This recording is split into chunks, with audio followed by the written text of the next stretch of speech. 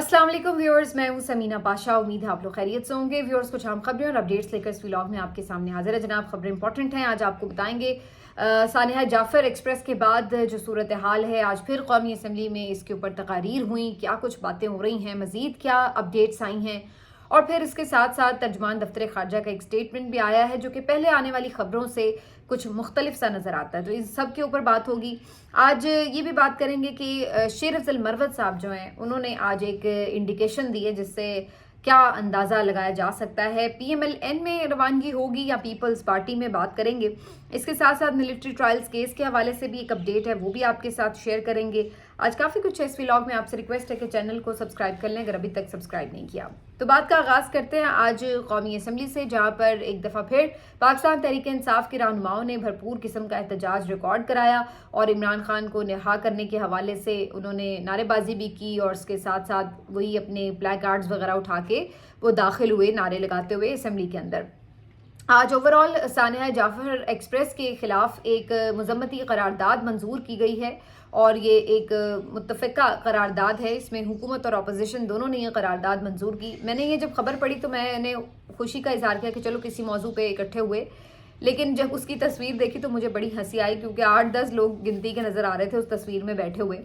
तो यानी ये हमारे ऐवान का सीरियसनेस का आलम है कि इतना बड़ा वाक़या भी अगर आपको हिला नहीं सकता, आपको इकट्ठे बिठा नहीं सकता, तो फिर आप मज़ीद किस बात के इंतज़ार में हैं। ये मैं असल में सोच रही हूँ कि अवामी नुमाइंदे अगर अवाम की जानो माल की हिफाजत के जैसे अहम मामले पर, जो कि इतनी बड़ी कार्रवाई हो, ये सिर्फ कोई लूट मार की कार्रवाई नहीं थी। आप ये देखिए कि ये मुल्की सालमियत पर हमला है, क्योंकि आपको सबको मालूम है कि जो बलोच लिबरेशन आर्मी है वो अल्टीमेटली बलोचिस्तान को पाकिस्तान से अलग करना चाहती है, और उनकी तो सीधी सीधी जंग है फ़ौज के साथ भी और बाकी जो पंजाब है उसके साथ भी। तो उनका तो ये है कि वो सीधे सीधे जंग करार देते हैं इसको, ना वो आईने पाकिस्तान को मान रहे हैं ना कुछ। तो इस तरह की एक आपकी मुल्की सलामती, जो रियल वाली मुल्की सलामती है, उसके ऊपर जब थ्रेट है, तो वहाँ पर आपका जो एक मिजाज है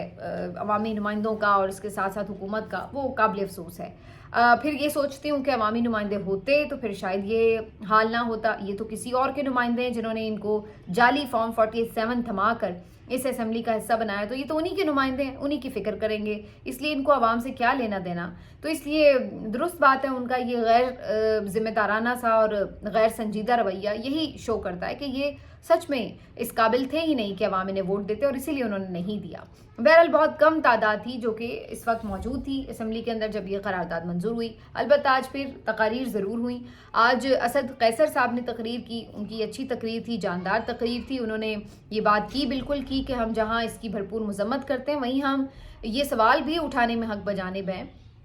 कि ये सब कुछ हो कैसे रहा है। और फिर उन्होंने जो PMLN की तरफ से स्पेशली इतनी हर्जा सराई की गई और PTI को जिस तरह से निशाना बनाया गया पिछले 2 दिनों में, तो उसके ऊपर भी जवाब दिया। और उन्होंने कहा कि आप हमारे ऊपर इल्ज़ाम लगा रहे हैं, किस मुंह से आप हम पर इल्ज़ाम लगा रहे हैं? पहले तो आपको खुद आके जिम्मेदारी कबूल करनी चाहिए थी। आप में न सलाहियत है न काबिलियत है, और ऊपर से आप अपोजिशन को इस मामले के ऊपर इस तरह ताना मार रहे हैं, तनकीद कर रहे हैं कि जैसे हम पावर्स लेकर बैठे हुए हैं। तो ये एक बड़ी अफसोसनाक सूरत हाल थी, और इसके ऊपर हम पहले भी 2-3 मरतबा बात कर चुके हैं। इसके साथ साथ फिर हमने ये भी देखा कि आज बिलावल भुट्टो जरदारी साहब ने भी खिताब किया। बिलावल का खिताब वैसे कंपैरेटिवली बेहतर खिताब था। उन्होंने डिसेंट बात की, उन्होंने PMLN की तरह फजूल इस तरह की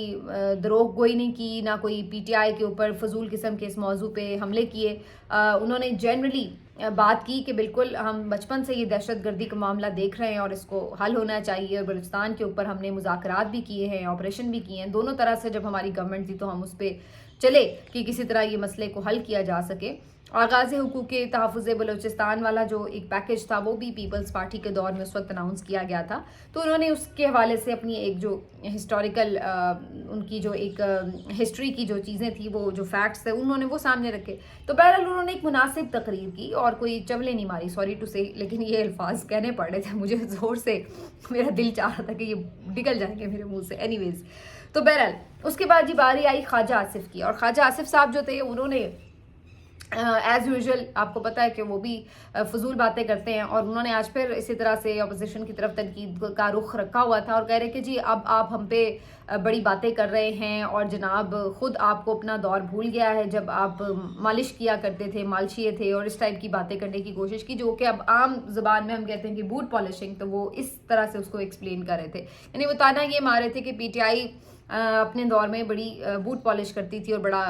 جو ایک سیم پیج کا رولا تھا، اور اس کی وجہ سے وہ بڑا تنقید کا نشانہ اس وقت بھی بنی، آج تک بھی لوگ تنقید کرتے ہیں اس کے اوپر۔ تو انہوں نے اس کے اوپر جب بات کی تو اپوزیشن سے ایک آواز آئی کہ جیسے کہ آج کل آپ لوگ مالشیے بنے ہوئے ہیں، اور اس کے بعد پھر ایک دم کہکا لگا، اور پھر سارے قومی اسمبلی میں اس بات کے اوپر ہنسنے لگے۔ تو یہ ایک انفارچونیٹ ریالٹی ہے ہمارے ملک کی کہ کبھی کوئی تو کبھی کوئی، لیکن بوٹ پالش کرنے والا کوئی نہ کوئی میسر آ ضرور جاتا ہے۔ یہی وہ ایک بیسک نقطہ ہے کہ جب سیاستدان، کوئی نہ کوئی سیاستدان آ کے اپنا کندھا دے دیتا ہے، کوئی نہ کوئی سیاسی جماعت آ کے اپنی لیگیسی کو بھول کر،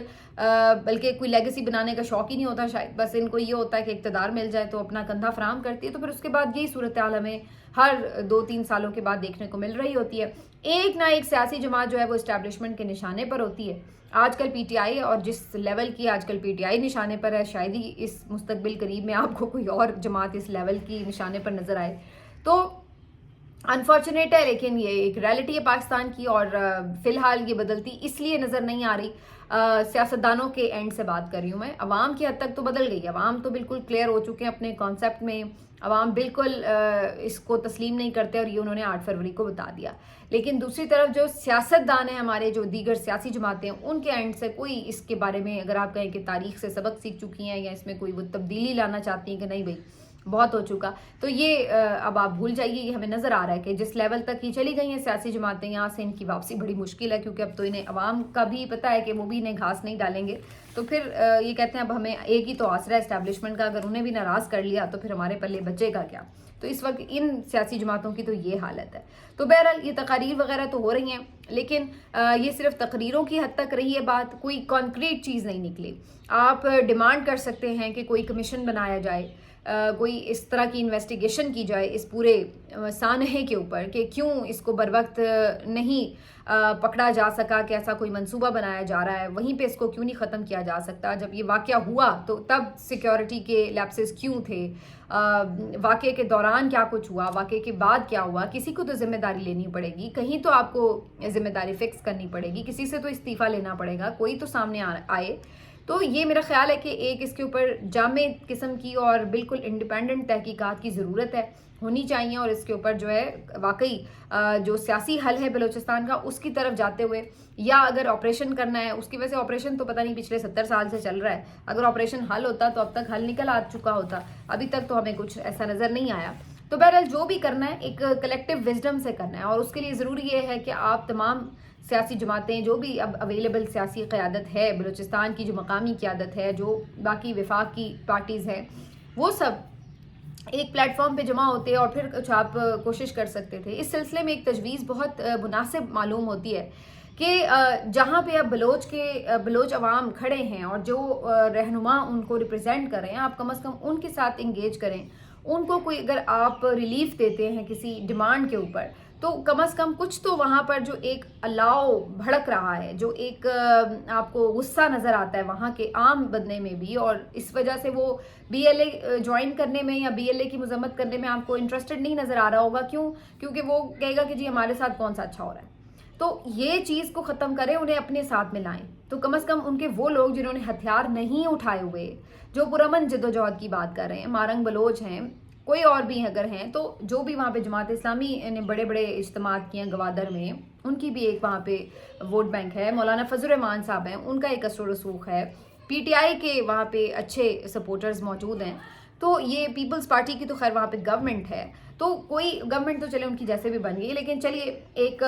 کچھ نہ کچھ کہیں نہ کہیں جو بھی کسی کی بھی وہاں پہ پریزنس ہے، تو آپ ان لوگوں کو انگیج کریں جو سیاسی حل پہ، مذاکرات پر، بات چیت پر بلیو کرتے ہیں، ان کو آپ انگیج کر کے اگر ان کو کوئی ریلیف دیتے ہیں، تو کم از کم جو آپ کا عام وہاں کا بلوچ ہے، پاکستانی ہے، اس کو یہ تسلی ہوگی کہ یار اس ریاست کو ہماری فکر ہے، یہ ہم سے بات کر رہے ہیں، تو جو ہماری جائز باتیں ہوں گی یہ سنیں گے، تو کم از کم وہ جو آپ کا نوجوان ہے نا کوئٹہ کا، جو آپ کا بولان کا نوجوان ہے، جو آپ کا گوادر کا نوجوان ہے، جو آپ کا پسنی کا نوجوان ہے، جو آپ کا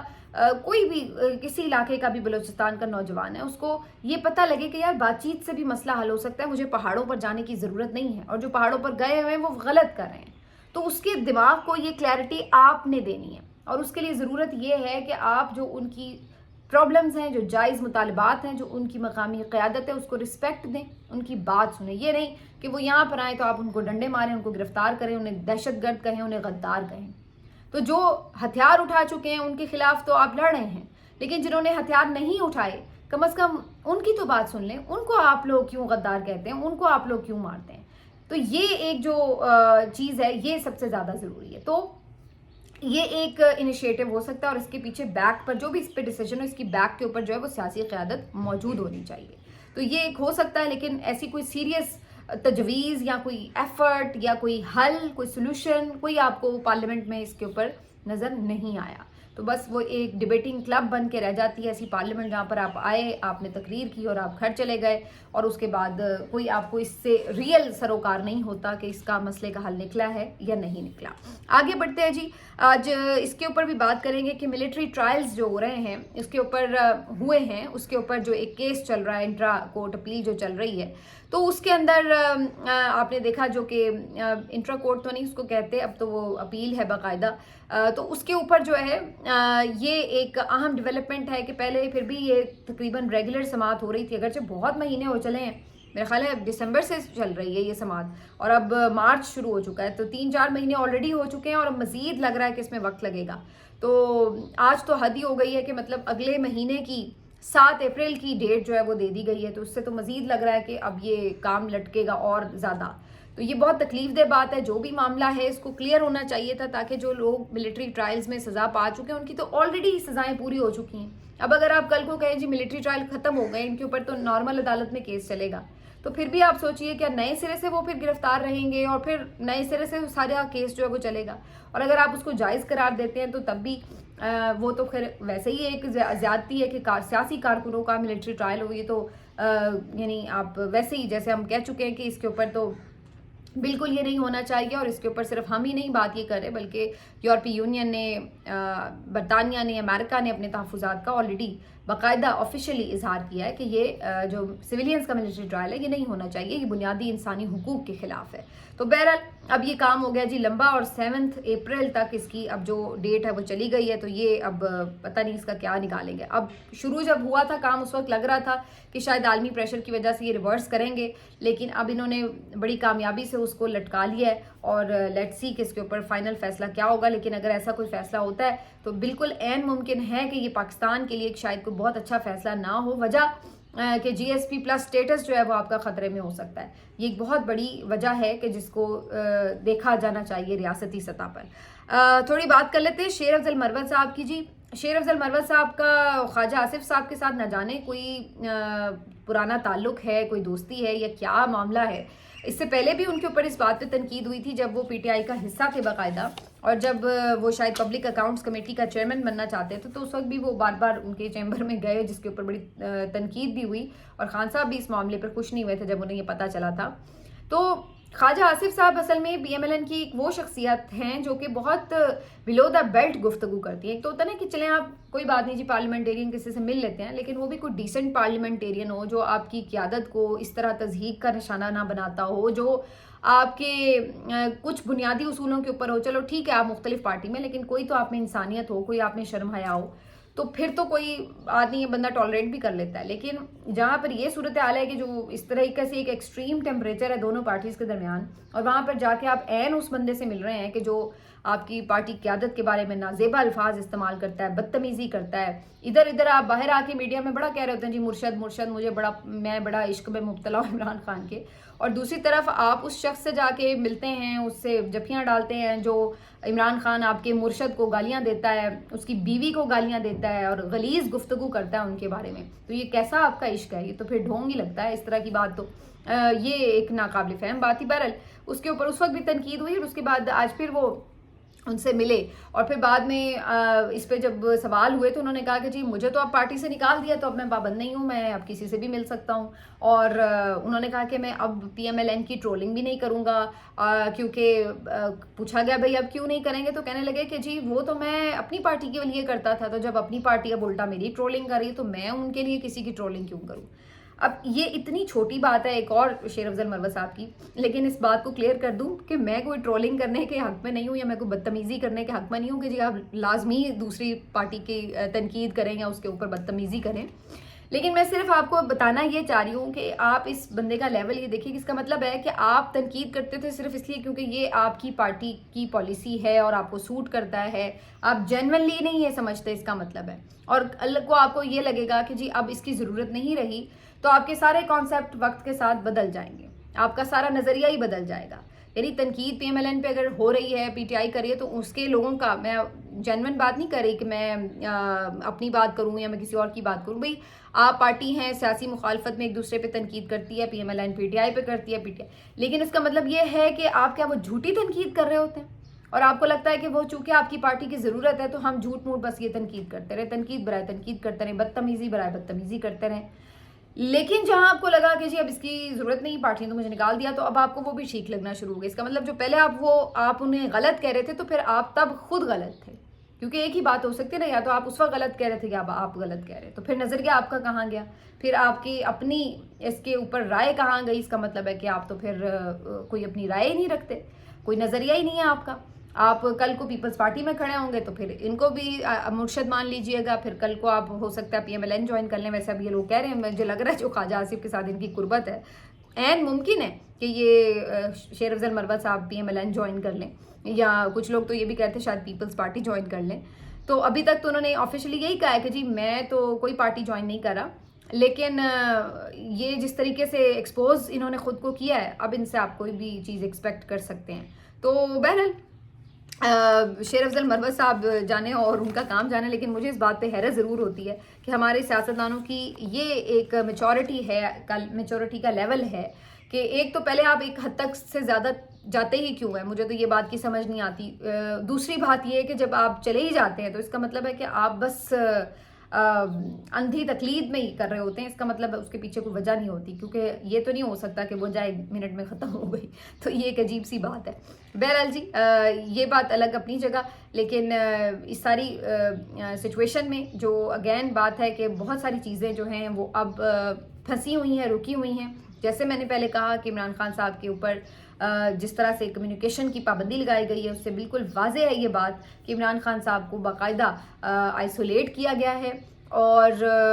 उनको बिल्कुल उनके मैसेज को बंद किया गया है, और ये बिल्कुल एक सोचा समझा प्लान है। और इसके ऊपर PTI की क्या हिकमत अमली है, ये बात मेरी समझ से बाहर है। लेकिन PTI ने एक अहम प्रेस कॉन्फ्रेंस की है जो मैं थोड़ा जिक्र करना भूल गई, मैं ज़रूर बात कर लूँ। जाफर एक्सप्रेस वाले साने के ऊपर आज सलमान अकरम राजा साहब ने भी प्रेस कॉन्फ्रेंस की है। उन्होंने बड़ी अच्छी एक कैटेगोरिकली बात की जो मैंने 2 दिन पहले खुद की थी, आपको अगर याद हो, अगर आपने मेरा व्लॉग देखा हो, तो उन्होंने ये बात की कि जी कोई भी अगर सोशल मीडिया पर कोई अकाउंट भी आके कुछ बात कर जाता है तो उसका मतलब ये नहीं है कि वो आप PTI के खाते में डाल दें, बल्कि उन्होंने तो इस हद तक एक कदम बढ़कर आगे ये बात की कि बाज़ औक़ात तो जानबूझ के इस तरह के किसी एनोनिमस से अकाउंट से कोई ट्वीट करवा दी जाती है और उसको कहा जाता है कि देखें जी ये PTI वाले गैर अखलाकी ट्वीट कर रहे हैं और ये वो, तो वो इस हद तक गए हैं। तो अब वो कोई करवाता है या कोई अपनी मर्जी से करता है, दोनों सूरतों में ये जो इसका मलबा होगा वो PTI पे क्यों डाला जाएगा। ये बात मैंने उस वक्त खुद भी कही थी कि भाई या तो हो ना कि जी PTI की जो MNAs हैं या पार्टी ऑफिशल्स हैं उनकी तरफ से, पार्टी अकाउंट की तरफ से कोई ऐसी चीज़ आई है गैर अखलाकी, सानिया जाफर एक्सप्रेस के हवाले से, फौजियों के हवाले से, या कोई ऐसी बात हुई है, तो फिर तो समझ में आ रहा है कि आप कहेंगे जी ये देखें ये ऑफिशियल बंदा इनका ये कह रहा है। और जब आप ये कह रहे हैं कि जी कोई ने किसी भी अरे गहरे ने उठ के कोई ट्वीट कर दिया तो आप कहेंगे जी देखें जी इन्होंने फौज पे तनकीद कर दी, लिहाजा ये PTI वाले ही हैं और जी ये PTI की मर्जी से हो रहा है। तो ये एक अजीबोगरीब सूरत हाल है। तो ये इसको बिल्कुल सलमान अकरम राजा साहब ने कंडेम भी किया। लेकिन एक जो बड़ी इंपॉर्टेंट बात है बलूचिस्तान के हवाले से कि महमूद खान अचकजई साहब और अख्तर मेंगल साहब ने इमरान खान साहब से ख्वाहिश का इजहार किया मुलाकात के लिए, और यानी उनकी मुलाकात इधर से तो कोई प्रॉब्लम नहीं है, ज़ाहिर है ये तो पार्टी तो चाहेगी कि ज़रूर मिल लें, लेकिन اس بات کا آپ کو بھی پتہ ہے اور مجھے بھی پتہ ہے کہ ملاقات تو ان کی کسی بھی سیاسی رہنما سے نہیں ہونے دی جا رہی، صرف ان کے لائرز اور فیملی اس وقت مل رہی ہے. تو عین ممکن ہے کہ ان کی ملاقات نہیں ہونے دی جائے گی، لیکن اگر یہ ملاقات ہوتی ہے تو یہ بڑی اچھی بات ہوتی کہ محمود اجگزئی صاحب کی، اختر مینگل صاحب کی، میں تو کہتی ہوں باقی بھی لوگوں کو ملنا چاہیے جو ملک کے ایشوز ہیں، مولانا فضل الرحمان ہوں یا باقی لوگ بھی ہوں، ان کو آ کے بیٹھ کے اگر جیل جا کے بھی ملنا پڑے تو ضرور ملنا چاہیے، اور ملک کے مسائل کے اوپر کوئی ایک آپ کی پوزیشن ہو، اس کے سٹیٹمنٹ کے ساتھ آپ سامنے کھڑے ہوں تو اس کے اندر ایک الگ وزن ہوتا ہے، کیونکہ اس کے پیچھے آپ کی سیاسی قیادت ہوتی ہے. تو یہ ایک اچھا ہو سکتا ہے عمل، لیکن افسوس کی بات یہ ہے کہ یہاں پر تو سارے ملبے، ساری الزام تراشیاں جب پی ٹی آئی پر ڈالنے کی کوشش کی جا رہی ہوگی تو وہاں پہ کون یہ کوشش کرے گا کہ ہاں جی اگر ان کی طرف سے کوئی ایفرٹ کی جا رہی ہے کہ مسئلے کا کوئی حل نکلے تو ہم اس طرف انہیں کوئی تعاون کرے. یہ مجھے بالکل نظر نہیں آتا. ملتے ہیں آپ سے اگلے ویڈیو میں، اپنا خیال رکھیے. اللہ حافظ.